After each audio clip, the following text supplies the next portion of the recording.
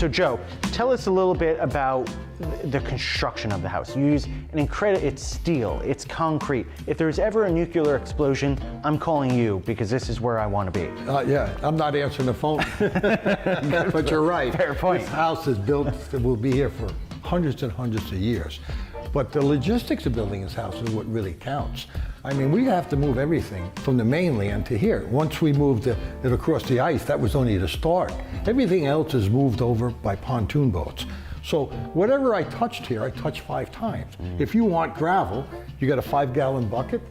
Gravel is delivered to there. You put it in the bucket, you put it on the boat. You take it from the boat and put it to the dock. You take it from there, put it in a dump truck, bring it up there, dump it, and then pick it up again to make concrete. So your labor costs here are just tremendous. The logistics of getting everything to the job site on time is what's critical. You don't want material here that you're going to use next year, but you want the material so the flow of the job keeps going. If it wasn't for the internet, I don't know how I would have built it, because my skylights come from California. The only place I could find that had an oven big enough to do these. My chimney caps come from Chicago. My doors come from the Midwest. All the woodwork you see came from Connecticut, which was close. So that was the problem of getting everything here. Fascinating. Yeah, and tell us though about the cantilever, right? So Falling Water had a cantilever, deck that famously fell down actually, right? Correct. And yet your cantilever deck is significantly larger than that. Yes, yes. How were you able to accomplish this construction? Okay, first of all, the cantilever is 2 foot thick. Inside there's 2 layers of rebar. And then it's called post-tension cabling. It's a 5/8 inch thick cable with a plastic cover over it.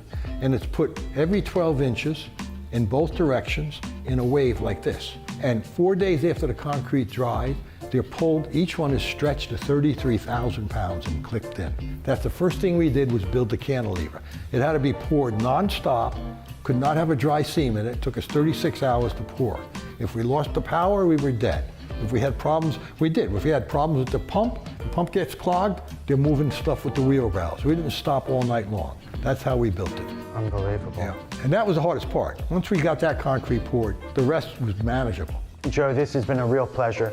It always is spending time with you, spending time on this island. I wish you the best of luck, and can't wait to see who might be interested in, taking on the dream for you. Okay, and if you want any information about how I built the house or how I had the guts to do it, it's in my book. It's called The Impossible Road, From the First Seat in a Dumb Road to My Own Private Island. I love it. Thank you very much, Joe. Thank you.